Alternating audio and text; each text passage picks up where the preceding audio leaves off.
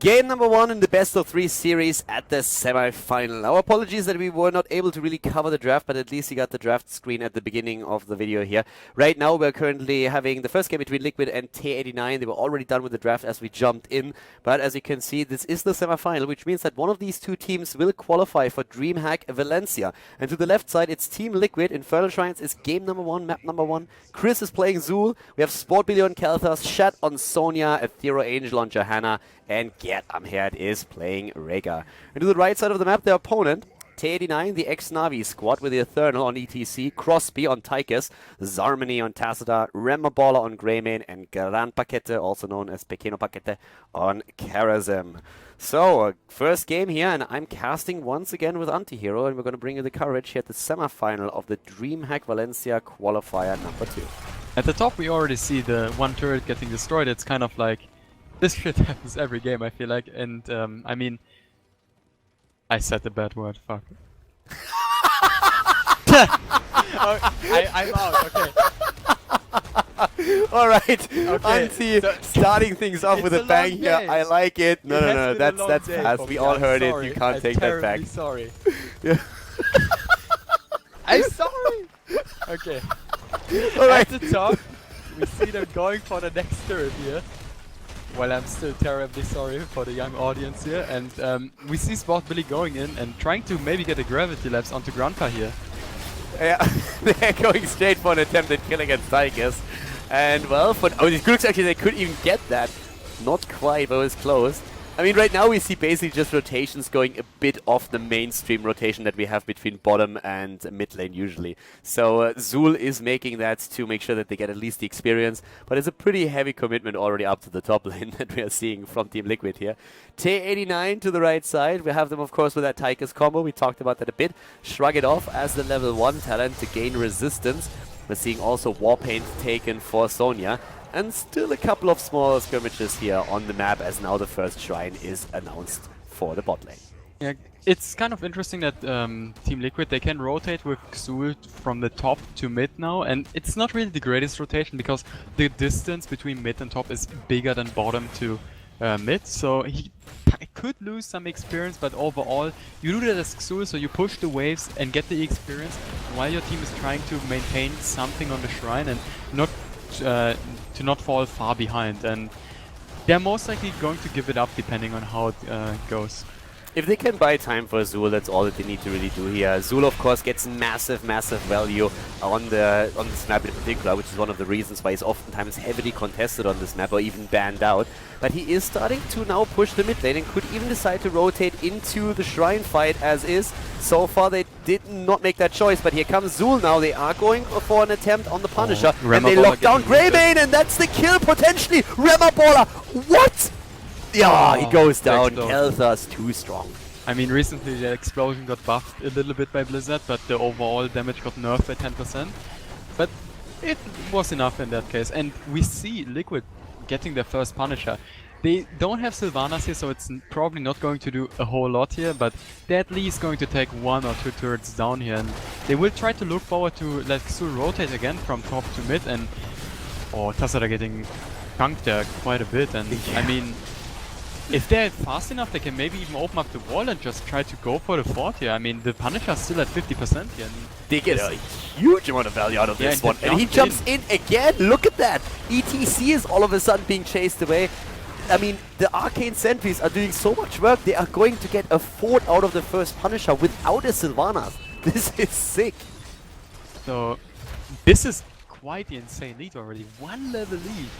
Like, a bit more than that already, and they're already looking straight for another camp here. And I mean, they're recalling now, just play it safe. They have no mana here, but look at Chris as well. Like, he got so much value out of rotating. I mean, Karazim is not really known for his wave clear, and you can see that. The turret's already, like, 1 turret already down, the structure's without ammunition, and Chris doing a really great game here.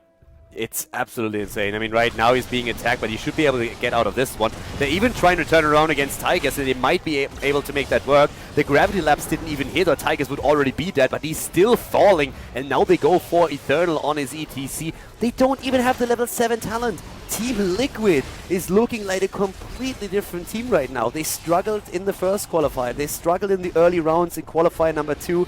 And at this point, it doesn't even matter anymore. They're playing this so well. Vision granted on the other side, and they are sniping the well now, or they get very close. This was so smart by Gerd.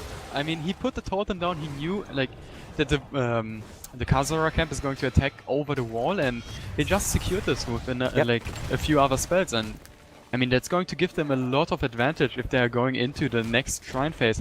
It was at the bottom the last time, so it's probably going to be either mid or top. So if it's going to be mid, they're in a really good spot, and they're taking the hard camp already. I'm interested if they take it immediately, but it looks like they don't want to and wait a little bit. And this is the best situation Liquid could have hoped for. I mean, hard camp at the top. Then the mid well is already down, so the rotation to the well at the top is a little bit longer, since the well is also located towards the top wall of the map. So it looks really strong for them. They have a top camp pushing right now that gives them, of course, additional value. They have also Chris now with Zul with even additional pressure play. If he soaks experience, then they will hit the heroics. And the only thing that TeH89 can do is try and get an early kill. And they're actually putting a very nice trap up for Sport Billy, who is about to fall. A very nice play. He misses the gravity lapse again. That could result in Crosby getting a grenade in, but Sport Billy escapes. And all of a sudden, Tigers is so far out that he might fall next. Eternal with a great power slide, though. Both supports immediately healing wards on the ground, but they are so close to 10 right now that TeH89 will have to back off the shrine, and that's another Punisher lost. So overall, Team Liquid just having a fantastic start into this game.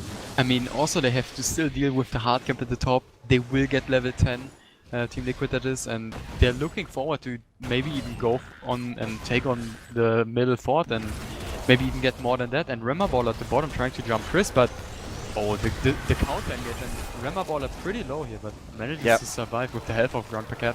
They didn't get the kill in, but they definitely pushed them back. And of course, Sonya was for a long time and is still the only one who's on the shrine itself. That's all that they really need here for the presence. And we have in the mid lane already everyone else starting to put some additional damage onto the structure, so that the Punisher has an easier time moving through it. The problem that TeH89 faces is that without level 10 abilities, they cannot even contest it, so it's free damage that Team Liquid pushes in. They're still making sure that they have all the edges covered, as now level 10 is available to TeH89 and 2. And the Punisher is starting to push in. And this is going to be troublesome for the 89 here, and there might be even a lockdown attempt against Infernal, but Sport really missing his thing, and the mosh pit attempt got interrupted and immediately taken down. Grand Paquette also pretty low here. Yeah, Grand Paquette is nearly down. He uses the 7-sided, that just doesn't do enough damage, and as he reappears, he is just bodied. Now we have an entire 1.5 level lead. The Punisher already on the wall towards the keep itself, and we're only 7.5 minutes into the game. This is absolutely crazy. Team Liquid is playing a fantastic match, and they don't even have Zul here. He's at the top lane, pushing it out, getting even more experience for the team, and bringing them closer to level 13. I mean, just for reference, Xul got 11k XP while his teammates got about 3k, so that shows the power of Xul rotating between the lanes here. It's absolutely awesome. Like, I mean, for Team Liquid, this is like the best case scenario here right now. They had huge problems in the first qualifier, but right now it looks very much like they are going to take the lead against TeH89. If TeH89 is not able to really force a big fight on even talents at some point, or maybe gank someone before a Punisher appears on the map, then they are just going to fall in this game. Team Liquid is attempting to snowball it right now, and it's their job to push these lanes out even farther, to take structures down while they are in the lead. If they don't do that, then there's still potential for TeH89 to come back into this. But if they play it smart right now, Team Liquid should always be a step ahead of TeH89 in this game. Yeah, and look at the camps. They're all up for grabs here, and I mean, they're just starting with their own camps here. They have the level 13 advantage, so they have one talent more than their opponents, and they might even look for a fight here. Sonya also rotating down here, going for the flank. Yeah, Sonya starting to move in, and they have the Bone Prison on Tychus. That's, of course, a priority target here. Also, the Mages in play as Eternal is looking if he can maybe get another power slide. Here comes the 7-sided, but Grandpa Kete is low, and he is down. Once again, the support is gone. Eternal is trying to get in, but there's the Condemn, and he can't even use his Mosh Pit here. There's too many interrupts that they could use. They're just waiting for it to be activated, but that's the kill against ETC. Did not want to sacrifice the cooldown too. He knew that it would be interrupted by at least Sport Beer and his Kalfas. And, I mean, TeamLiquid, wow, like, that is quite the showing that they put onto display here. I mean, we all know that, like, gamers are not really that active in the morning, right? And that was also showing in their games. And right now, I think they're really, like, they're awake already, and they're showing how well they can really play. And I mean, we see that in their lead, and it's really as if the 89 cannot do anything here. That is, yeah, like, maybe they needed just another cup of coffee. The earlier games this morning, against Evil Murkies, for example, didn't really look all that convincing. I mean, they put in the effort, they played a fantastic game on the last map, especially Shat on the Vikings, but in the first few maps, they looked shaky. And right now, it's like a different team is playing. They are completely dominating this series, at least so far. Teh89 looks slightly shaken here. It's of course only the first map. I mean, we're talking a best of 3 series here, so things can turn, obviously. But at least on this map, TeamLiquid has a very strong showing, and they are not done yet. They're putting the pressure onto the top lane. Another Punisher will most likely be in their hands. They have the talent lead, they have the level lead. They're looking very strong in this game. And we see Shat taking those minions on the shrine, and I mean, they're probably going to end up getting it unless they get wiped right now. And the 89, they have their level 13 talent now. It's the best moment they can fight it, but I mean, 2-level lead is still a really nasty stat advantage for TeamLiquid here. Yeah, and here comes once again the engage. They're looking for a mosh pit. Already great Ancestral on Aethero. They jump on ETC. Greymane is dead. ETC with a mosh. It doesn't do anything. There's nobody for the damage follow-up. He's trying to cover the retreat. Zarmany with a quick force wall, able to keep himself alive for another moment. But this is a 2.5 level lead. It's another Punisher that's gonna fall. And free damage against the fort before the Punisher is even taken. Amazing kills here for TeamLiquid. 8 kills against 0. This is what they were trying to accomplish with their lineup, with the new players that joined them, Sport Billy and Aethero taking those positions. And so far, it's really working. They're very close to qualify for Dreamhack Valencia. They're not there yet, but they're making all the right moves at this point. I mean, it always looks as if Sonya, if you cannot take her down, then you are having a really troublesome time ahead of you. And this shows again in this game. There's really not that much damage to take down Shat on his Sonya, and he's playing it really well and just doing the damage he needs to. And oh, Tasada really low here, but he might even fall. Yes, he might die. There's the amplified damage with the Bone Prison. They were always trying to put the extra pressure onto especially Tychus, but now Zul is dead. He went a bit too deep for this one. It's still a talent lead. They're fighting, and the Punisher is on the keep. With their pressure against the backline, especially against Tychus with the Bone Prison, they were always able to push him back so that he could not deliver enough damage for the team fights. But right now, Teh89 is trying to turn the fight against them. The keep is not down yet. TeamLiquid missed the opportunity to take the keep down because they were chasing the kill against Tasada. So the game is still, I don't want to call it like not, the game is still not over yet. We have the level lead, we have a talent lead, but no keep has fallen. That's the most crucial point of all. Yeah, but we have to give TeamLiquid another credit, like that they play so safe. They never end up overextending too much. They end up losing or even throwing a little bit. So at the moment they're trying to just play it safe and just play it slowly, go for, let's say, a level 20 to level 18 and try to finish at that point. So they try to not overextend here. And you also see Aethero. He's just using his blind to just check the bushes, that he doesn't really have to face check something he will die at. And I mean, it just shows how good that team is at the moment. And at the moment they're still trying to pressure their talent advantage, but they should really be careful that they don't end up getting caught by ETC here. Mistakes were made. ETC is getting caught, I can tell you that much. They're trying to rotate around against him, but there's Chris, and that's a Bone Prison. Goodbye, Eternal. I mean, he was trying to guard the camp here, but that backfired hard. He did not see them moving in. His team didn't really want to commit there. They probably told him that, guys, we have to fight at level 16, and he was just trying to scout there. But I mean, backdraft on KT has been taken, and if you get that one bomb onto him and he's getting slowed, the follow-up by your teammates will be pretty insane. And TeamLiquid capitalizes on it. They move in, they try to even lock down Crosby, who dashes away just in the last moment. But taking those structures down is once again a huge win for TeamLiquid. And they are very, very close to level 20 now. It's 2 levels away. If you compare that to what we're seeing here for Teh89, that is a massive lead. So we are going to probably see 16 versus 16 for the next Shrine. And that is actually the moment where TeamLiquid has to be very careful. It's the best chance now for Teh89 to start a comeback, to get a team wipe, win a fight, get a Punisher, and try to snowball it. It's what they have to do right now. This is the moment that really matters, and it's a 5 versus 4. Zul is at the top, and that's the kill against Sonya. This is how you throw games. Ethereal Angel is barely escaping here, but this is exactly what Teh89 needed to start a comeback. I mean, they can give up on this Punisher and then just try. They will probably end up losing the fort therefore, but they should just try to not really throw too hard here. I mean, they can probably give up on 1 level advantage here, and they just go to the, let's say, 19 versus 18 scenario. They just try to go for the level 20 earlier. They just have to not overextend here and be like, okay guys, we can still get the Shrine or something. They just have to stay back here. I like that they retreat. There is nothing to gain at the Shrine. The only thing that you can achieve there is that you lose. Look at Xul at the top. Nothing else. Zul is actually going very deep. And he is going to get that kill if he forces it, but then he would of course also fall. He's moving back. He knows of course about the position of the opponent.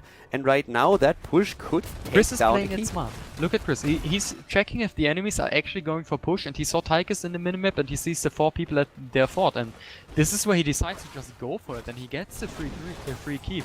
A pretty nice move, but Ephero has to care that he doesn't get taken down here. Yeah, Ethereal needs to be very careful, but there's also Rhaegar, and he has Ancestral ready, so Ethereal should be safe. If Ethereal doesn't get a mosh pit in, then it's all good. There's the mosh pit though, immediately the Ancestral, and he is blown apart. Oh my god, that damage output on him. I mean, that was pretty overextension by him, and I mean, Ephero was just going for it, and Zamani, even though he has his double E, he might even fall here, and Remaball are getting caught here by the Bone Prison, and there's also the Skeletal Mages, and it seems like they cannot pursue the chase, but at least they managed to force them off the Punisher, and the Punisher is going to be taken down. And as we already saw before, the keep at the top is down already, and that's a pretty big advantage for TeamLiquid as they end up going for the level 20 talents now. Yeah, and we have 150,000 siege damage, by the way, on Zul. They have the level 20 talents now, of course, as well. They smelled blood in the water for a moment when they were getting the kill against ETC in, but they could not lock down anybody else. Now we're having the Master of Flames, we have Mortal Wounds taken again. We're also seeing at the same time the Rewind for Rhaegar.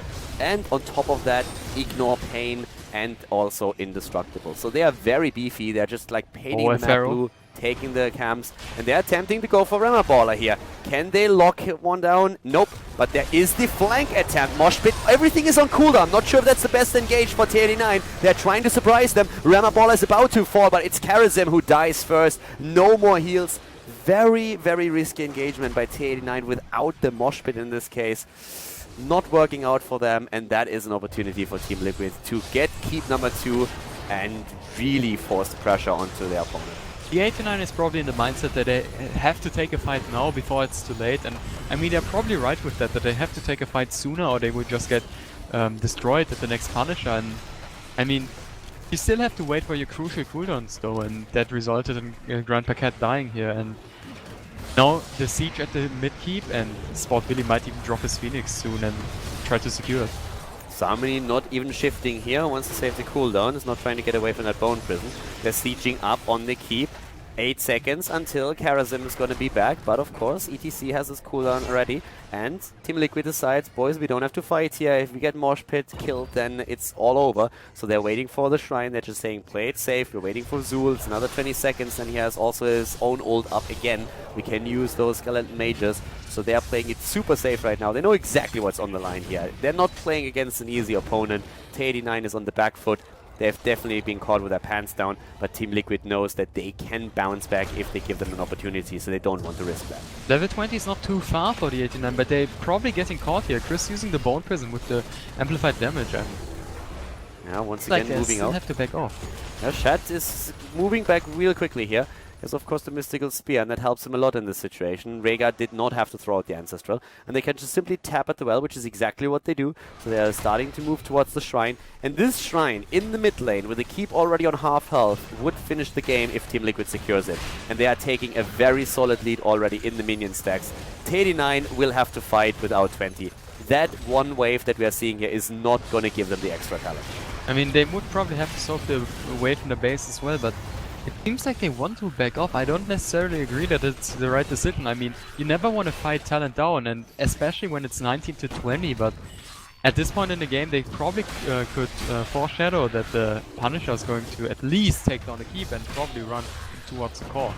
I'm a bit surprised that they not take the fight here. I feel they have to. Of course, you never want to with the talent down, and normally I would definitely advise against it. But with the entire wall broken, they go for a YOLO move. Look at this. They're trying to set a trap up, I believe, and try to flank. I feel this is the only thing that they can really try and do.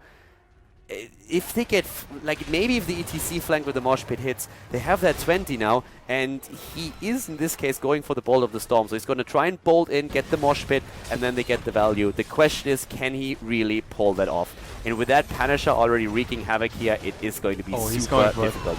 There it is. The interrupt is not there. There we have it. The spear is in, and that should actually be it already. The Punisher is going through the keep. He will go for core. There's the 7-sided as Karasin is trying to keep alive. Down goes Greymane. They're starting to chase. There's Grand Paquete gets blown up now as well, thanks to the Bone Prison. Chris with a kill secured, and that's also the end of Tychus. This is going to be the end as Team Liquid takes down Teh89 in the first game here at the semifinal of the second Dreamhack Valencia qualifier.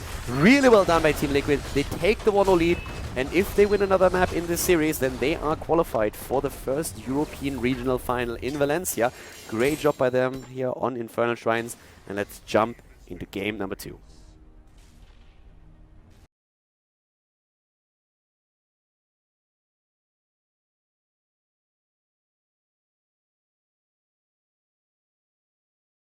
Alright everybody, game number 2, and this time, believe it or not, we actually have the draft as well in front of us. Sky Temple is the second map, and Teh89, they had a bit of a rough time on Infernal Shrines. Team Liquid with the lead now in the best of 3 series here at the Dreamhack Valencia qualifier. We have already a ban on Falstad, and Team Liquid of course now have to make the choice if they want to try and get rid of Illidan, which they do. And for us always, always the question if you have Liquid in the game is Abathur, Illidan, especially on, sorry, not Abathur, and Vikings of course on Sky Temple are always options for them. Teh89, they are starting off with the Kelthas. Antti and I, we already had quite a bit of fun on map number 1. Map number 2 is hopefully going to be pretty good as well, since this could be the decisive map of Team Liquid goes to Valencia or not. Yeah, I would like to see Liquid play Vikings. I mean, you know Shed is a pretty good player, like on Vikings especially, and I mean, you play against Kalfa, so that's always a risky thing to go with the Vikings here, because the train bombs might spread and stuff like that, but I think Shed is capable of splitting his Vikings, and they secure themselves to Rhaegar now. He's probably the best healer at the moment.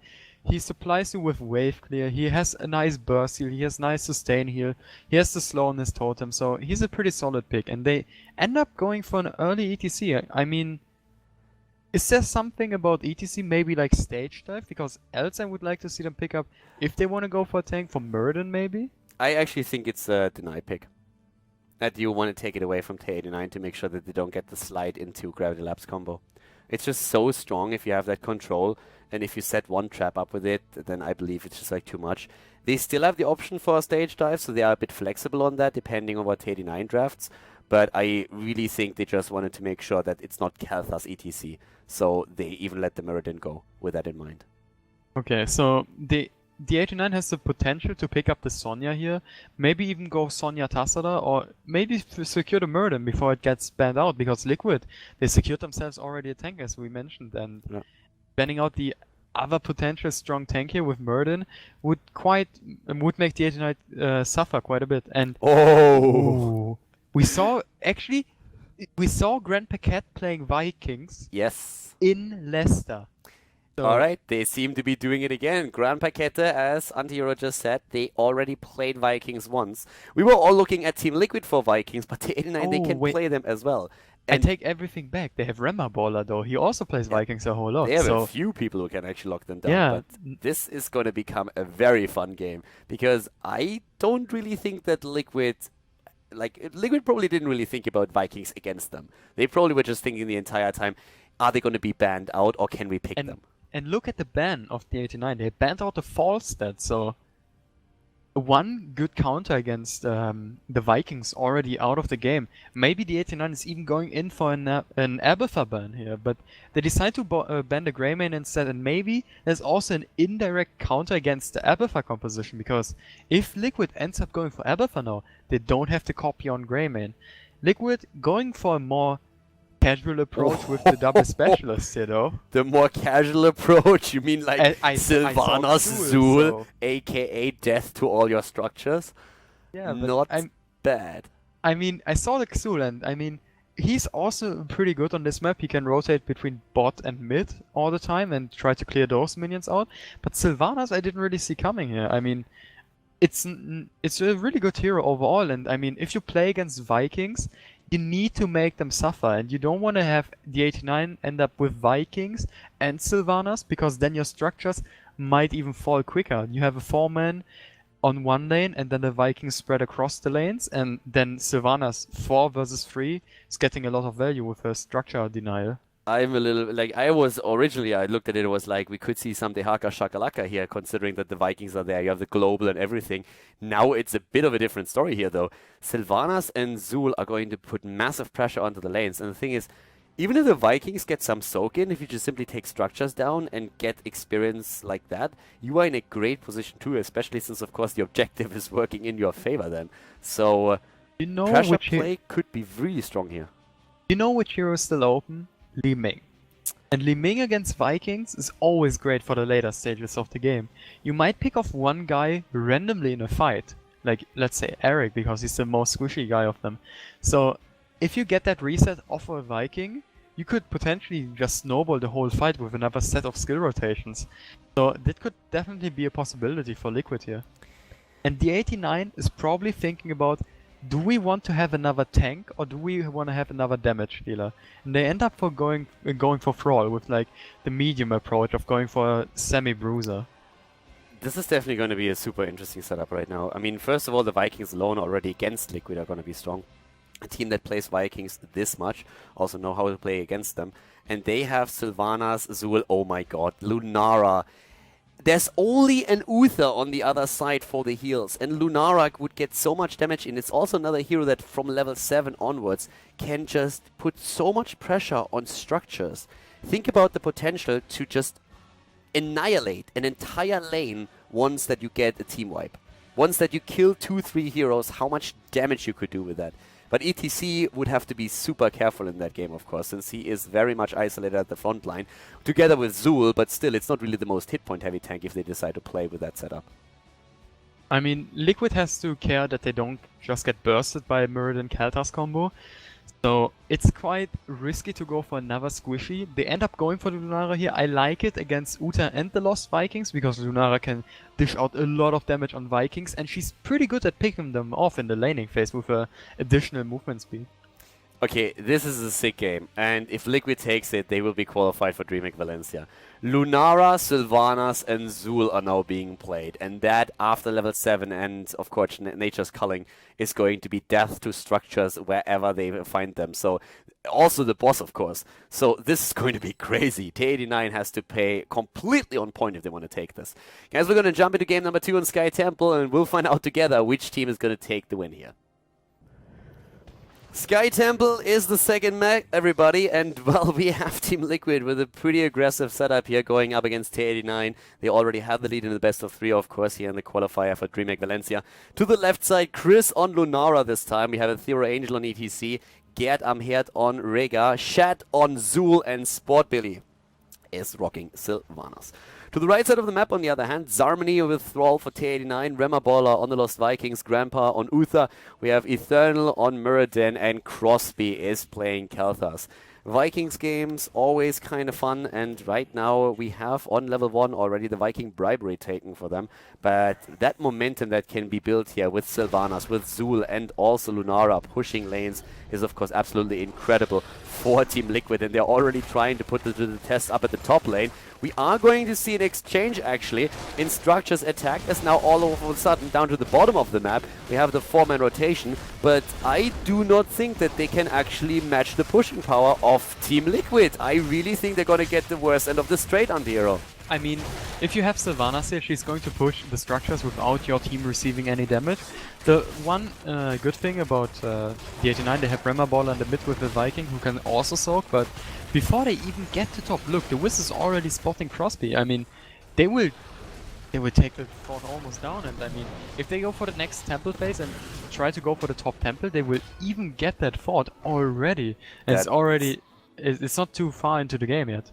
Yeah, that was brutal. I mean, you lose the wall, you lose the well, and you lose half HP on your own 4. So that is... that's a disaster for them, to be honest. Paralysis on 1, helping them, of course, to disable everything. Aethero is stunned once, is locked down, trying to escape. Should have the slide, spreading the love for a moment. Bombs everywhere, but they are still surviving, so no kill against them. And we have a push at the bot lane, like talking Sylvanas, talking Zul. Just look at this. Remabola just doesn't have what it takes to stay, to just push this back. There's so much pressure at the bot lane already. Sportbilly is getting value, the top fort is nearly falling. Team Liquid, they might be behind in experience for a moment, but they find themselves in a fantastic spot to the beginning of the game.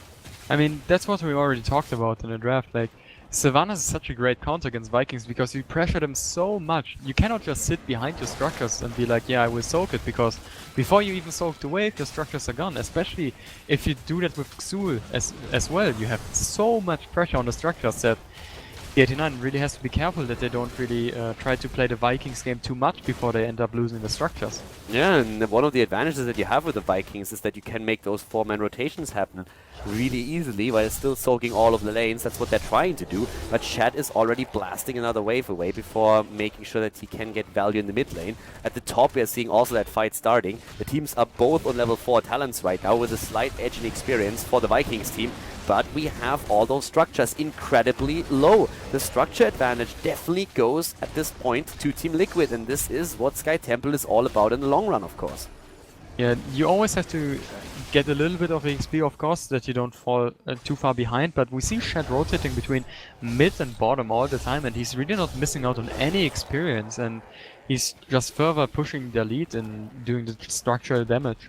And at some point they are going to break through this wall and they can just go straight for the well, and we all know what that means. Late, maybe. Yeah, it looks like they're thinking about it. I think they will take down Gerd here with Infernal. He's going for it. Does he hit the stun? Wow, the dodge, Gerd, you beast! He's dodging the Storm Bolt. The camp not even lost, he slides in! He's going for the camp, and look at that! Sylvanas with the damage, Crosby is down. Oh my god, they have to jump out, and they lose Harmony. Imagine that Stormbolt hits onto Gerd and they get the immediate pick off. That whole fight would have looked differently. But now, I mean, the TeH89 are just really far behind. Maybe not in the experience, but on the map pressure.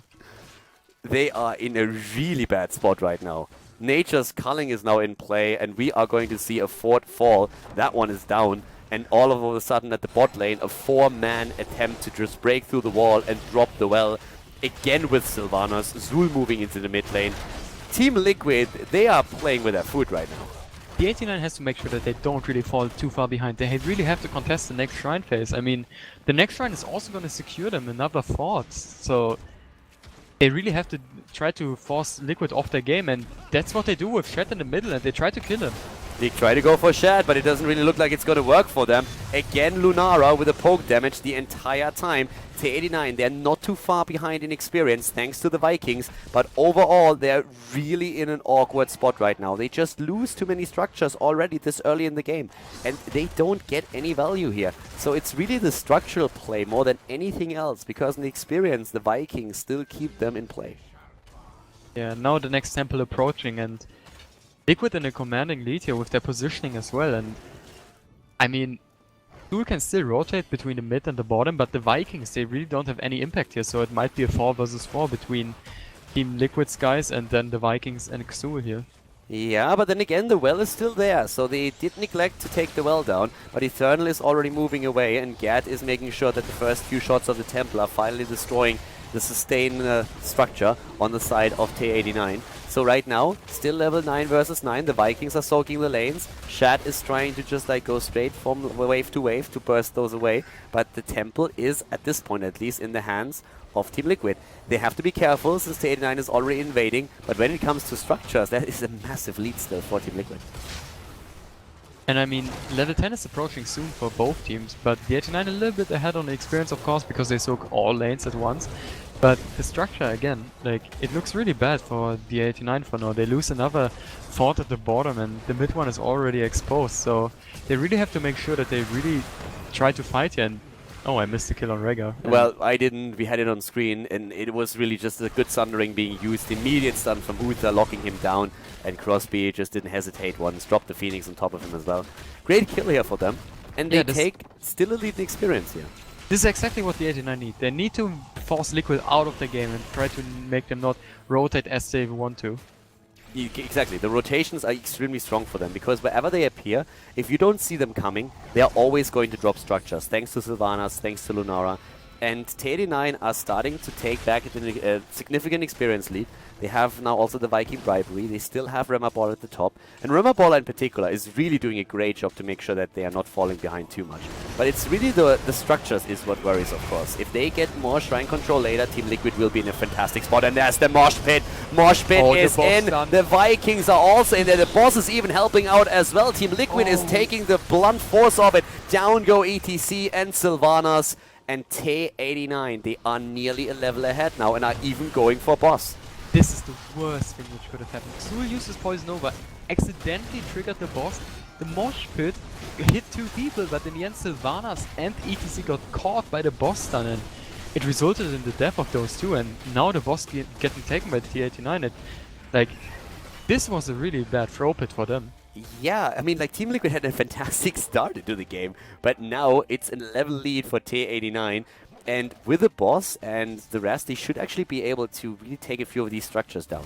Now again, guys, levels are of course important, especially when we're talking about talent advantages, but as long as talents are not really an issue, having the structural advantage on this map can really win you the game, because you have so many ways to end the game in your favor then. And we still have 2 forts taken down by TeamLiquid, whereas Teh89 is now just finally able to take a few of those structures down themselves. They go for the top lane, and they have also, of course, a push down at the bottom. It's a split on the temples for now, but the situation when it comes to structures is actually starting to equalize again. They're taking down the fort in the mid lane with Sylvanas, or at least poke it a little bit, and their shrine will get a little bit more than the top shrine, but right now, being half a level ahead and being on a talent advantage, the 89 must do something and try to force a fight here. And they're trying to. They're going straight for ETC, and that might result in a kill. Athero is low, Ancestral is being used, and it was needed. Well played here by Gad. They have the talent disadvantage. Teh89 with the attempt to force a fight here. They go for the bottom shrine to bottom temple to actually soak a few more of these shots. And we see the rotation from the opponent up to the top lane, but Remaballer is already on point and trying to make sure that he soaks it before anybody arrives. I mean, it's quite funny to see the team with Vikings engage upon the other team, and the other team is trying to disengage, because meanwhile the Vikings got even more experience, and I mean that shows in like another level lead for the 89 here. Both of the teams have lost their fort. Both of the teams are now starting to put pressure onto the walls. So that structure advantage that we talked about for TeamLiquid is by now gone. And that is a huge blow to them, considering how far they were ahead with it. The Viking experience lead is also coming more and more into play, but we have both of the teams now on level 13. That means for now, unfair advantage. We're also seeing the Giant's Curse with the pressure against Muradin. And we have 4 Sylvanas, in this case now the Windrunner, which is going to keep him way more mobile. ETC is looking for an opportunity. Moshpit is up again. Maybe he can make a play here. Athero is waiting. He gets one, but the cleanse is there. And here comes the play again for Sport Billy. And they might even get the kill. Nice poison over though by Shad. Well done here. But Sylvanas is still dying. Yeah, the Vikings really doing a lot of burst damage if you get up onto an enemy, and Athero getting shrinked here, I think he might even... Oh no, he barely gets away due to the totem and the slow. But we see the 89 again. They win the fight with Vikings. It's always a really scary place to be in for the enemy team, and TeamLiquid really faces the consequences. Vikings just soaking again, and TeamLiquid has no pressure whatsoever against those, and the whole map looks red at the moment. Yeah, like the one fight that they won earlier at the boss was basically a bit of a nail in the coffin there, since TeamLiquid was at some point 2 forts ahead. They had like all the, basically like everything that they needed. The only thing where they never really excelled was the experience, because the Vikings soaked against them. But the structural advantage on this map can be so crucial that they found themselves in a very solid spot here. That fight at the boss turned it around though, because it allowed all of a sudden not only the experience soak, but also boss taken. Structures were bursted by TeH9 at the top lane where they annihilated a fort, and they did the same thing at the bottom of the map. And just like this, they equalized the number of structures on the map. And they find themselves ahead in kills now, ahead in talents, ahead in experience. And TeamLiquid, what they really need to now start a comeback on their own is, first of all, level 16 talents, but they need a team fight win. Once they have that, they can use Sylvanas to really run the momentum and take down structures. But at this point, TeH89 is back to run the show. I mean, they find themselves in a really bad spot, being a talent and level behind here, and then 2 temples spawning at once against the Viking team. That's pretty rough for TeamLiquid here, and they have to force an engage up on 1 shrine, making the use of Vikings less valuable, and it looks like they're trying to force it too hard here, and it's still against the level 16 talent advantage. Yeah, they're going in. The mosh pit is there. Here comes... Oh, the attack against Shed. He gets the Ancestral. There's the ult on this part, though. And again, the play again going up against Lunara, trying to chase her. They're jumping in for the damage. Chris is very low. Zul is already dead. Mosh pit is ready. Sportbilly gets the kill against Zul, but that's all that he gets, and the rest of the team is getting obliterated. Get the only one who's able to rush out there. They did not have the level 16 talent. And just now it hits, but it's of course way too late. The quad kill against them. And TeH89, they are in a perfect spot. They're going for boss who spawns in 2 seconds. It's perfect timing, and they get both of the temples as well. It could not get worse for TeamLiquid right now. I mean, that's the one time where everything aligns perfectly, and I mean, they take both temples now with the Vikings. They take the boss down, and I mean, what's Liquid going to do against it? I mean, they have to deal with the shrines, but they also have to deal with the boss, and they also have to deal with the team of TeH89. That's simply too much. And, I mean, that probably should result in at least 1 keep going down here. It's way too much. You're completely right. I mean, we have a 2-level advantage as well. So unless they are turning it around with a huge team fight on the level 16 talents, we are going to see an earlier level 20 for TeH89. And they are already in total control of the map. TeamLiquid had a fantastic start at the beginning of the game thanks to their pushing power with a double specialist and also Chris here on his Lunara. But TeH89 turned it around with kills against the opponent, and now they are pushing all the lanes. They control the objective. They control the map.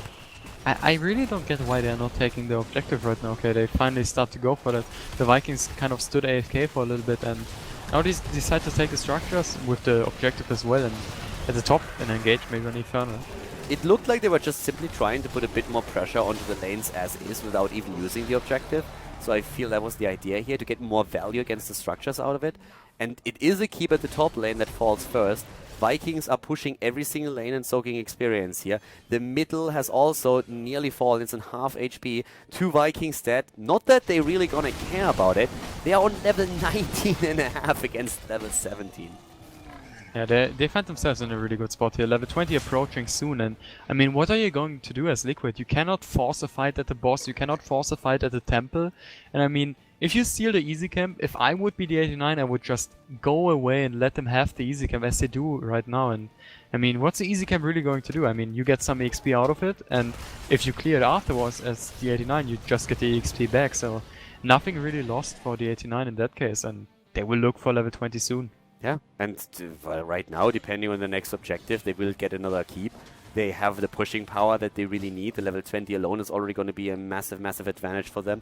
I mean, we're talking about a Bolt of the Storm here on Thrall. We have the Vikings. We've been talking about Fury of the Storm. There's the pressure play, actually, that we've been expected for TeamLiquid for a long time. And look how much damage they can actually do to the structures just by attacking them for like 3 seconds with the heroes that they have. The problem for them is they cannot simply take a fight since they are 2 levels, 3 levels even behind. Yeah, they find themselves in a really rough spot, and all the 89 has to do is wait for another objective wave, wait for the boss to be up, wait for the next temples to be up.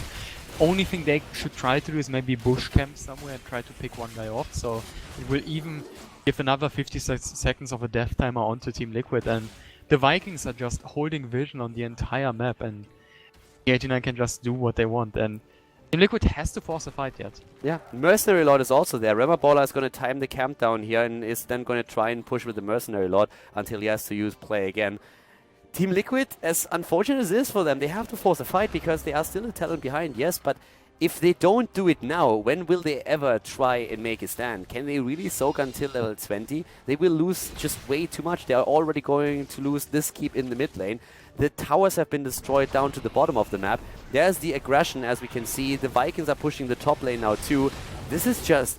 this is really frightening for Team Liquid. They are ahead in the series, but it looks more and more like we are going to see a third map between these two top teams. I mean, they're just stuck in their base. They're not doing anything. And, like, look at the map pressure. They see bottom, they see top, they see mid. What they're going to do? I mean, they're just kind of in their cage. They cannot do anything. And the bottom keep should fall with the temple being taken. And the boss is going to be spawning in about 1 minute and a half. And this is the last chance where Liquid can do anything. Yep. While the keeps are while the core's getting pressured by the catapults. The core is already losing his shield and they're starting to pressure in. I mean, no matter where you fight from here on out, you're always going to be on a clock because every single lane pushes against you. And those lanes are not going to push with catapults alone. There's going to be a Viking on every single lane once that we have an objective up. Right now, the only thing that Teh89 really has to do is wait for the next objective. They don't even have to go for the boss here. They have to wait for the next objective. They can push every single lane with the Vikings. They can backdoor if they want. They can just simply try and split the Vikings to go for several temples.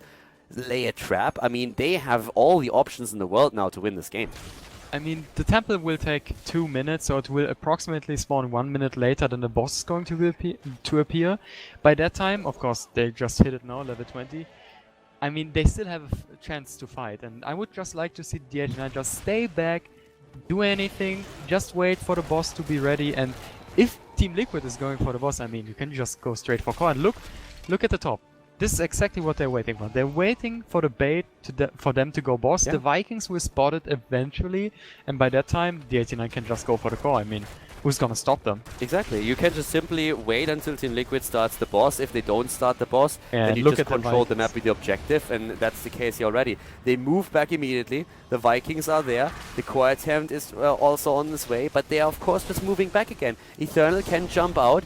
Unless, of course, Shed is locking someone down. He's waiting for the Bone Prison. There comes the Theory. They're trying to look for that mosh pit. Double Temple is ready, though, and with the Vikings alone, this should be checkmate. Maybe drop the Sundering so they don't... Okay.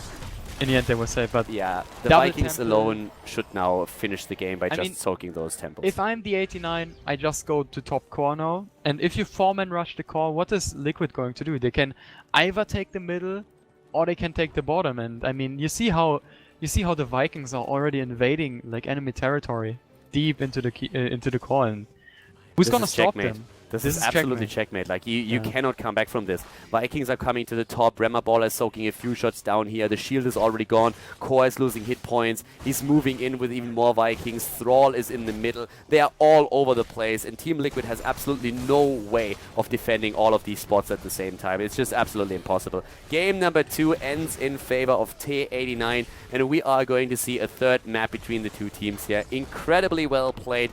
After a bit of a shaky start on the second map by Teh89, the ex-NaVi squad is winning on Sky Temple and forces game number 3 in the series.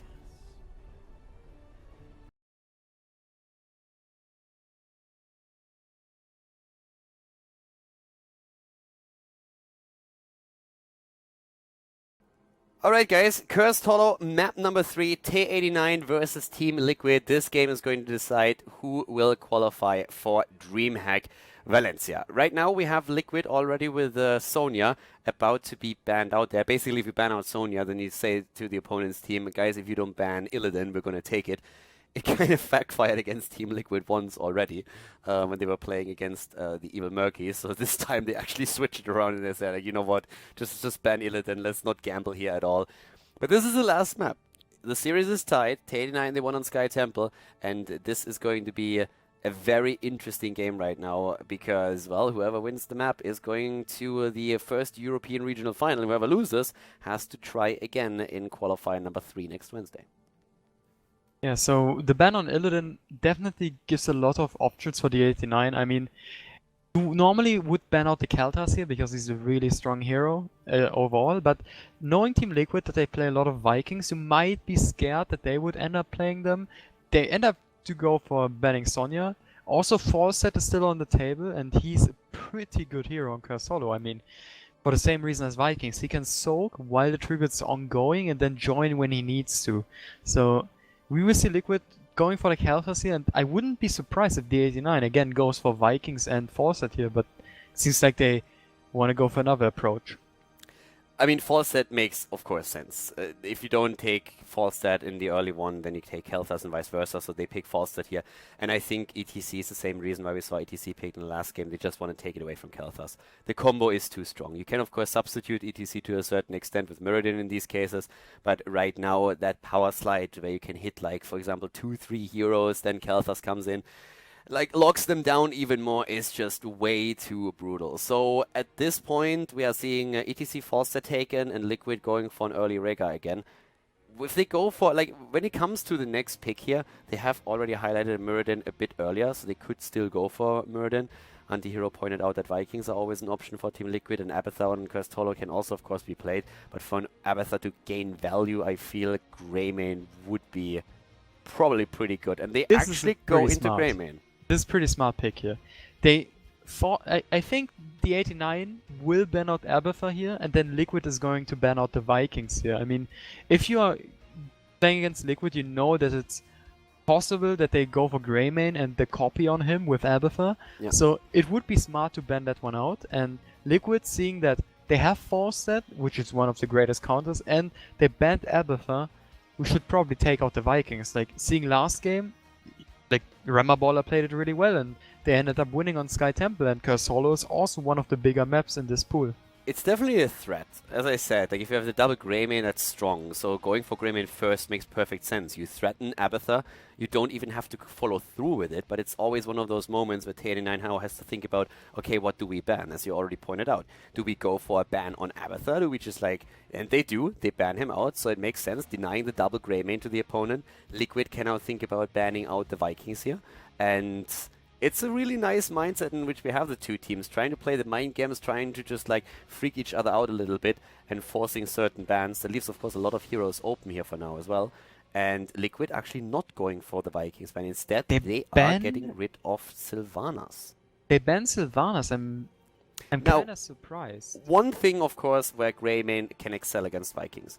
Once that you have level 7, you go for the Wizened Duelist and you actually take the risk. You can get intense damage when you start farming Vikings. So that's one of the moments where you have to really think on the side of TeH89, is it worth it? Are we going to get the value that we need, or are we just going to turn Greymane into an absolute monster on this map that can just, like, kill everyone in the later team fights? They end up going for Tyrael here. Interesting. They take a whole nother approach here. They will probably end up getting Monk here to just complement their setup with the two melee heavy tanks. So they maybe also go for Thrall here and try to go for, like, a heavy dive setup. Imagine they go for Thrall with the Sundering and the Stage Knife of ETC. That would be pretty insane. They already have Charism there, so it's going to be a heavy engage. The Thrall could work with that very well. Liquid have, of course, still the option to go into something like this as well, but there's the Muradin. They showed him early. Now they have decent damage here. They can either decide to go for another frontliner here. If they would have gone into something like, they could even think about a Tassadar, I suppose. I would go for an Arthas here. I'm 100% sure on that pick. Arthas? Yeah. I mean, we see the 89. I mean, why would you pick Tyrael? Tyrael you always pick. I mean, on this map you have a good spot for Sanctification and you have a good spot for Holy Grounds, but you don't want to pick him when you don't have a hero which can threaten the enemy backline, like Thrall, for example. So that's actually why I like Tassadar, because yeah, that's also an option. If you see someone moving in with Sanctification, you can actually deny a lot for the damage if you just isolate the backline. If the flank comes in and Tassadar has good positioning, and also the vision alone that Tassadar provides in these setups is enough to make it very difficult for a Thrall to flank you. Yeah, Arthas would also be pretty great because you could just slow the enemies down if they dive onto you and could basically just run away from them. And also with Greymane and Katie, you have two heavy backline heroes, and Execution on Greymane would get a lot of value. I mean, they already have Murden, so he's probably going to go for Executioner anyways, but I mean, picking a Nuvarak is also pretty solid here. It's also a good tank. You can disengage or engage with that hero. His Impale is pretty sick for that. I don't mind a Nubarak at all in this setup. We've seen him. I really hate a Nubarak as the main tank. I really think in that situation he doesn't thrive at all. I really think it's a huge liability. I like when he's played as the second tank, more as a bruiser type that can dive the backline. Tychus as a pick, I really dislike it. I'm not a fan here. I would have, even a Li Ming I would have probably liked more than that. Li Ming against Anoop is always kind of risky because the beetles block a whole lot and stuff like that. But that's a good point. Like, the beetles are actually annoying in that case. I really don't see the Tychus here. I mean, of course, the enemy team has 3.5 melee heroes, I would say, and that's potentially pretty strong for Tychus. But, I mean, you also have to keep in mind that you could get a Dauphin and, like, just die. I feel a problem if they would have gone for a Thrall. It's just that they are so melee heavy that Kael'thas gets way too much value. And if you have such a tough front line, you can go backdraft. You have the slow in. Then Greymane can get value out of the Executioner, of course. So that might have been a bit of a thought process here for them. There are a few other heroes that they could have chosen. The Ming, as you pointed out, has the problems that Beetles are oftentimes blocking a lot of her shots here. If we're talking about range damage, we've seen in this game at least so far a lot of...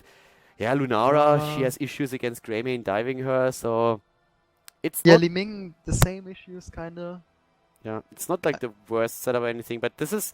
The Tychus could get a lot. I mean, we talked about Tychus earlier, and we said that Tychus is actually a hero that on this map is decent because he gets so much value out of a good positioned drill. So the drill can actually get decent value here. I mean, we've even seen, for example, Commandeer Odin being played on the map. But right now, it's like there's everything on the line now. The team that loses will have to go through the third qualifier. The winning team will be playing at the regional final in Europe at Dreamhack Valencia. And well, guys, let's jump in. Teh89 versus TeamLiquid, the last map, Cursed Hollow. Game number 3, the final map. We have TeamLiquid versus Teh89, the ex-NaVi squad. And the team in blue to the left side, Chris on Kael'thas playing for them, Gerd Amherd for TeamLiquid here on Rhaegar, Sport Billy on Greymane. We are seeing Ethereal Angel on Muradin and Shad on Nubarak. He's playing the Beetle.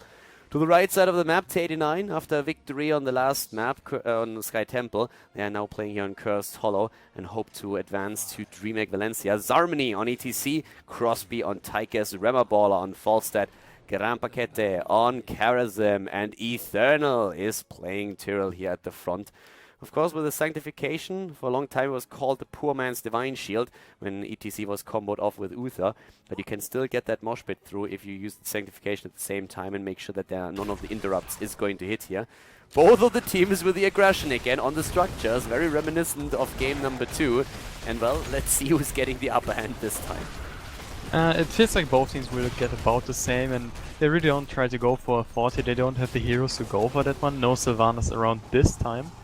And we see Fawcett already flying towards the bottom, and I think everything is going normal from here, but the advantage is always, if you take the hardcamp now on the side of TeamLiquid, the hardcamp will already go against the fort, and on the top side there's no camp to be taken for the 89, which can pressure an early game. I mean, the boss later on, of course, but that's not really to be taken in the early game.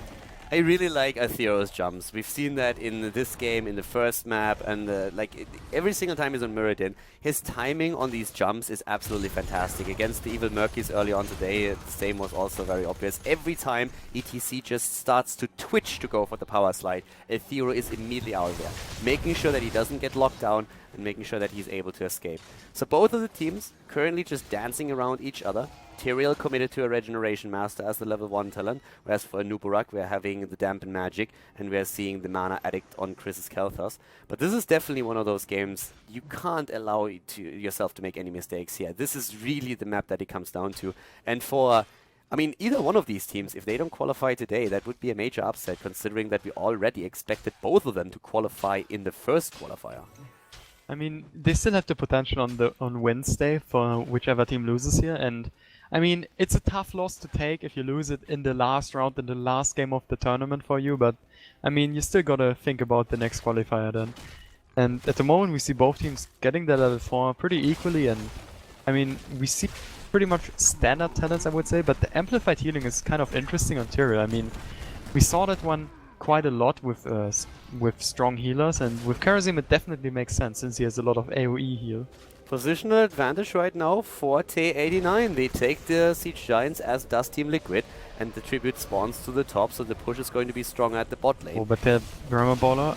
Greymane is even there. Thero jumping out again. Greymane down to the bottom of the map. Hammer gains on Falstad for the additional sustain. We're seeing also now, again, the bigger they are being taken here for the percentage damage against the front line. And the fight up to the top. TeamLiquid cannot fight here. I have no idea what they're actually doing. They're playing this way too aggressive. They're trying to delay, and so they should, but that could have resulted in a kill or two. That was a very risky move by them. I mean, Greymane rightfully so stood was at the bottom and tried to defend the easy camp, and they should have just tried to stall it a little bit longer, but not go that aggressive as they did, and almost resulted in them falling. Exactly, but, 2 of them even. Yeah, so they're quite lucky in that scenario, but also the 89 got the tribute. They're not too far behind in experience. Actually, they're even like just exactly even right now, and I mean, it's pretty good looking for the 89 so far. Yeah, I mean, right now we're having already Zarmany and Crosby going for a camp as well. The important part, what we saw with Greymane, it was really the positional advantage about that I was talking a bit earlier. With the Siege Giants at the bot lane, Greymane had to stay. He couldn't rotate because that would have been way too much damage against their structures. So he decided to stay there. TeamLiquid's job was basically to simply delay the tribute channel for as long as they can. But if you start losing heroes to do that, then you fall too far behind, and that's always just way too much. So right now, pressure in the mid lane is going to be important. You already pointed out that both of the towers here are gone, so this camp is going to get value as long as they can just like burst down a few of these, and Chris is trying to make sure that the hard camp or the bruiser camp for the opponent is not going to get too much value. But Falstad flies in, and we already have a fight starting down to the bot lane, where we have also both of the teams with level 7 talents. I mean, the side of the 89 has to kind of deal with the with the hard camp in the middle and try to defend it before it gets too much damage onto the structures, and right now they also have to defend the cap, so it's kind of a tough spot to be in, and Zarmany already going in deep and almost got punished for that move, and right now the hard camp is still going hard in the middle, but It indeed is, and it is getting value, but they're losing tribute number 2, and that would put them with the back to the wall, since they would have to fight for the next one here. They're all getting zoned out. It was a great job by Teh89 with Eternal and Zarmany in particular, making sure that they just zoned them out completely, pushed the back, created space and time for Karazim to soak it through. Teh89 with very solid performance here. They fly to the top, they soak the experience, they put pressure onto the structures now, so I really like the way that they are playing this. Liquid is under a lot of pressure in this game. They have to be very careful. They need to fight for the next few tributes, and they're already trying to get a slight lead in experience, so that it will make it a bit easier for them. Yeah, as you already said, Liquid is definitely not playing solid here, as their name already suggests, and they have to fight for the next tribute and try to go for the level 10. The puns!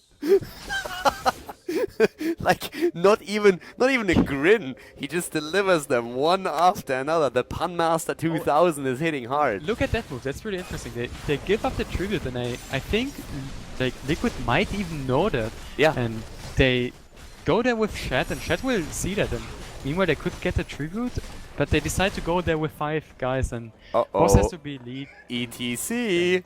He's down here, he's trying, but Gerd should be ready to interrupt, and he does. Alright. So now Zarmany is in a bad spot though. He has to regroup with his teammates. Yeah, and that's going to be an easy... It was a gamble, right? So ETC has to get away, or try to get away. He's most likely going to succeed. Or is he? Stun, Gravity Labs, and I guess goodbye Zarmany. Yeah, meanwhile at the top though, the boss is still going to be captured. Yeah, but they might actually not have the time, because Rhaegar is already on the way. Rhaegar is going in, level 10s aren't there. There's a huge gamble of Teh89, and currently it is backfiring. They could even steal it. They could steal the boss. They will steal it now.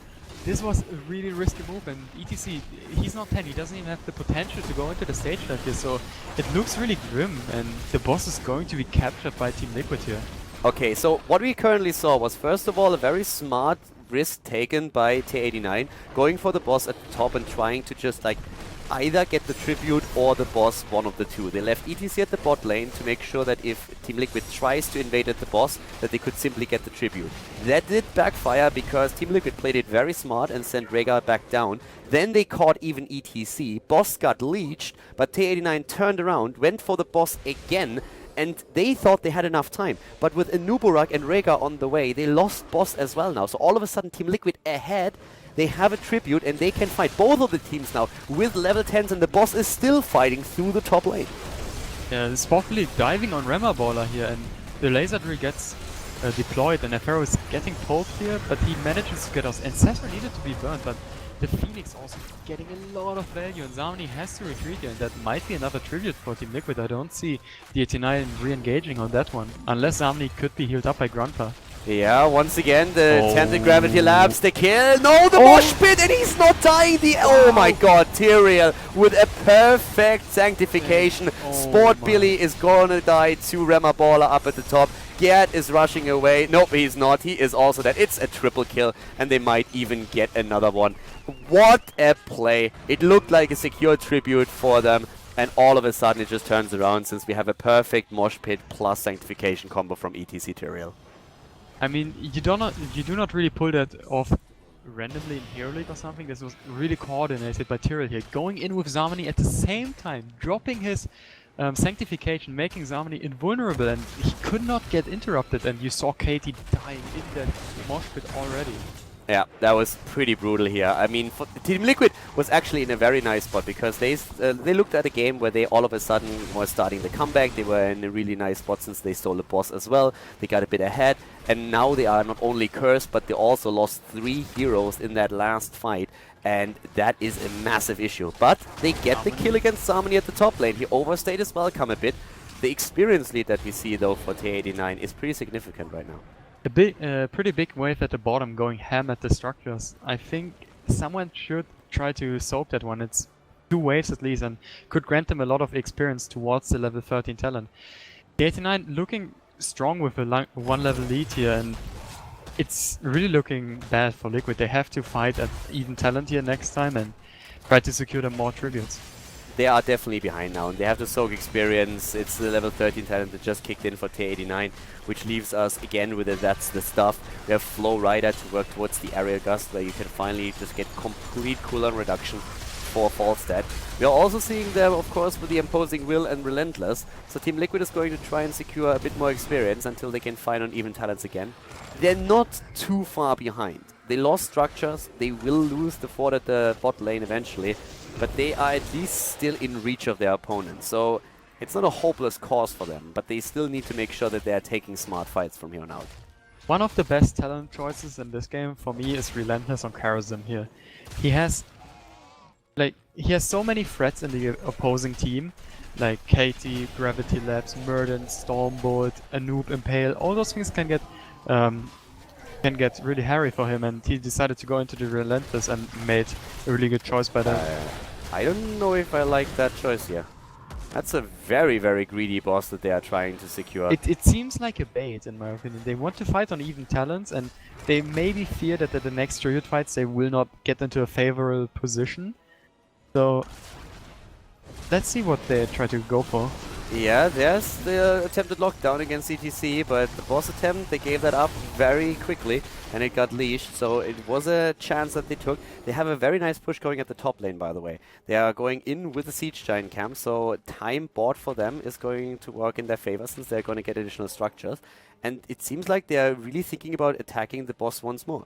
With Falstad moving up to the top, it's one thing that they can do. They're going for the bait, but here comes Tyrael. Teh89 is a bit too smart to fall for that. Falstad is a little bit hesitating. I could see that on the minimap. He's trying to clear those siege camps so they don't kill the structures off, but he has to be in range for flying to bottom, and at the bottom the fight is already happening. And Tyrael is about to fall here. The palm is getting triggered, and they can maybe go and take him down now, but nope. Sanct is on. Athero is in trouble. He's jumping out. And ETC, can they take him? Mighty Nice Gust chosen. Well done. That was a good disengage. But that's also putting a lot of heroics on the cooldown for both teams. Yeah, Avatar got burnt. That's the biggest cooldown on the side of Team Liquid here. And the next tribute is already spawning, and Remaballer is trying to cap it. Yeah, everybody else went back and tried to tap, but Baller is going to get the channel through. Teh89 is playing a great game around the objective. Overall, there was a bit of a problem with the boss earlier, but the idea behind it was really smart. Right now, though, they might lose Crosby. He's barely getting away. The both tanks are moving in deep. ETC could try and go for the turnaround with the mosh pit. Zamani has to be very careful. Yeah, Stormbolt is hitting again. Shat with his second stun, but that's not hitting hard enough. 14 versus 14, very close. Both of the teams still looking for a chance to snowball it and get a lead here. Yeah, now Anoop has a big cooldown on his heroic, and this is the time Team-Liquid should maybe fight at the tribute, and it spawned in an unfavorable location for them, but still they have the potential to go there. Baller though going to Sork at the top, maybe trying to secure them level 16, and they seem like they want to give up in total because they didn't really have the position at the start. Yeah, and I think it's a smart choice. They are actually going to try for boss here. If they do, it will most likely be an exchange. Yes, TeamLiquid is immediately jumping onto their own boss, so we're going to see both bosses taken, which means that the top lane has to be defended by TeamLiquid since they don't have a fort there anymore. The boss is going to walk straight towards the keep. On the other hand, when we're looking at the bot lane here, there's still a fort that the boss has to kill, so it's going to be experience for TeamLiquid, but still they have to make sure that the boss is not going to get too much value at the top lane for Teh89. As you already said, the boss push favors Teh89 here, and I could see them even taking down a keep with a really nice mosh pit maybe, or even like a holy ground, which could get picked up on level 16, which is going to be here soon. And again, this is the last map in the best of 3 series. This is really the map that counts. They take the Siege Giants. They're really going to try and just simply push through with this.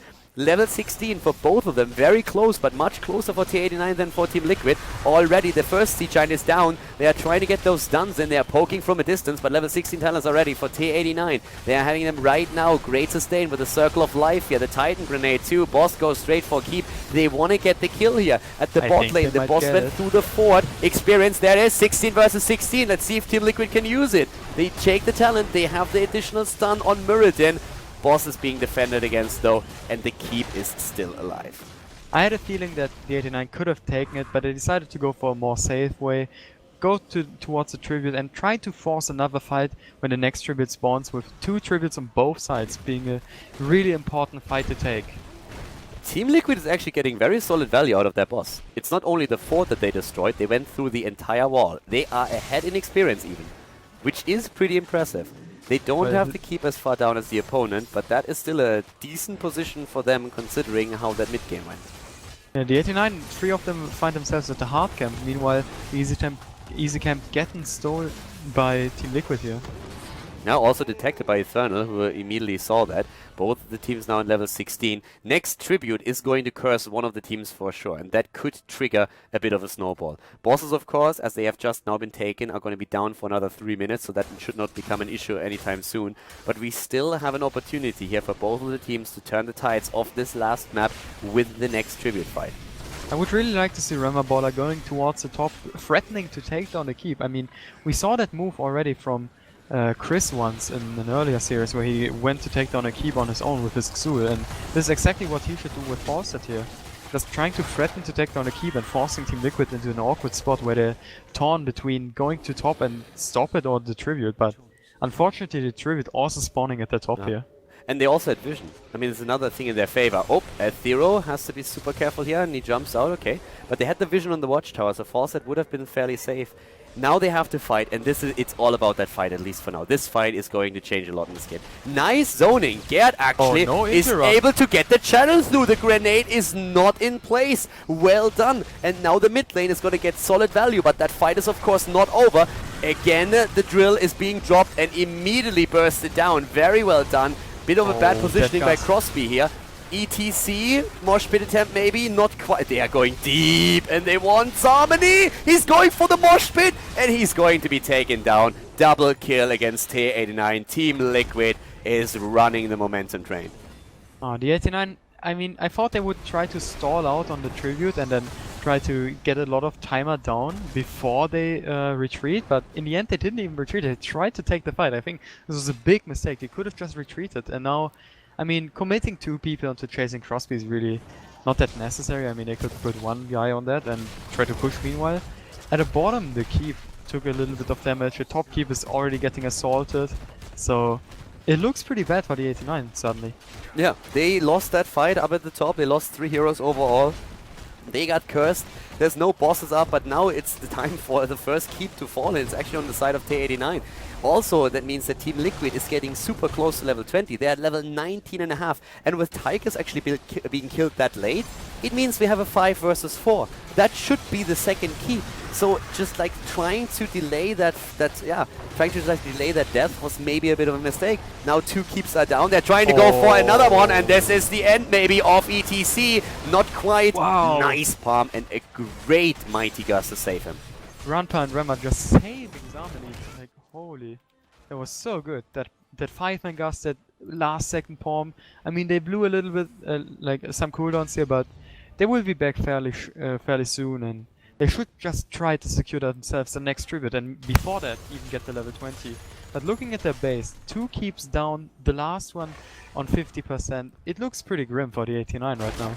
And the rewind on Muradin with healing static and the dwarf toss stun, that's going to be insane value and utility that you get out of Ethereal Angel. That's going to be crazy. And let's not forget that with level 20 in the Master of Flames here, we have them not only in the lead, but also the damage output of Greymane with his execution now is crazy. And oh my god, ETC gets deleted. This is really bad now.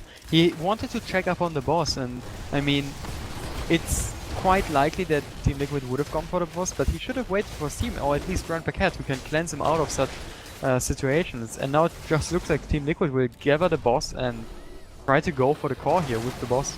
Eternal is there, he's threatening. Falstad as well, they're trying to steal it away. Falstad is in position. Chris sees it, he has to move away. The boss is about to be leashed, but they're going again for a fight. They let the boss 100%. Go. They want to go for the fight, and they already have the drill down, and they're jumping after Eternal, who's trying to rush away, but Sportbilly is high on his heels, attempting to take him down, has to move back.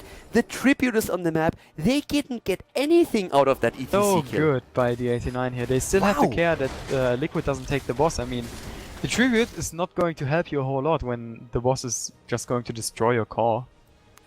To be honest though, they are going to curse TeamLiquid right now, but as you said, that's going to be a core pressure that we're seeing at this point. They had to rotate to the top, there's the pressure, but now we have boss taken at the bot lane, and TeamLiquid, they can try and end with this. They will at least get the keep. Are they going to threat backcourt? Yeah, there we have them. They go for double boss maybe even. Yeah, double boss is a really smart decision here. I definitely like that one. I mean, you can always stick around Tyrell at the top and try to steal with the Holy Ground, but it also just baits out the time. And oh, there's the gate with the flash mode.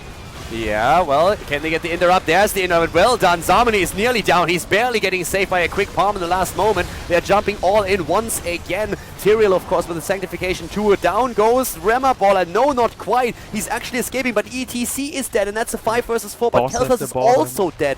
The boss is on keep already. Rema Baller is super low. Grand Paquette is about to fall, but Ethereal cannot put the last few hit points in. Oh, the boss though, he is gonna move through the keep, he's gonna go through the towers, and we are going to see the core attack any moment now. Yeah, and with ETC being down here, that's quite a bad spot to be in for the 89, and Liquid is definitely going for the core here. They are going to end it, and the drill is back up. Crosby is using it already. Sportbilly is down. Greymane and Kelthas both missing. That's a lot of damage missing. They're trying to burst the boss down. They could actually defend, and they do. They do defend. This both damage really dealers are gone. If Aphero dies here as well, they might even end up taking their own boss and going for the core. Oh, Ethereal, the cooldown! Oh my. I mean, they still have to defend the base. It's at 69%, and I mean... Catapults, Auntie! Oh, they hurt. No! Oh, that hurts a lot. It's down to 49, 45, oh 41%. God. They have to do the boss now. I mean, it's they don't have a chance to win if they don't try to risk it at the boss. I mean, the waves are fairly pushed right now, so if they want to go for the boss and if they get the boss, they have a chance to finish. They have to do it now. I don't see the 89 winning this in the long run. 3 keeps down is a pretty bad spot to be in. The top lane already pushes Greymane in 5 seconds. They can't go for the boss. They won't be able to do that. Also, and look at the backdoor potential as well. Yeah, a Pharaoh taking the vision, it's a really smart move in such situations because you always threaten your opponents to go through the bottom or the top. They will not know now where they are going to head to, and it looks like they're all going from the bottom, and we see TeamLiquid just trying to collapse on the core here. Shad is still looking what's happening. He's still poking. He's still looking. They want him. They want to see if they can maybe take him down. Zarmany is there. Bot lane pressure. He's trying to deny the portals. He's trying to deny TPs. I don't why know did Dreamhack about Valencia that. fly behind? No, what? And he's that didn't do anything. What? They go straight for the core here. Chris is pit. down first, but that should be it. That's too much damage. They can simply go for core. They do. That's game. What was that? Gus? No idea what that Gus was supposed to do, but that is TeamLiquid qualifying for Dreamhack Valencia. Congratulations.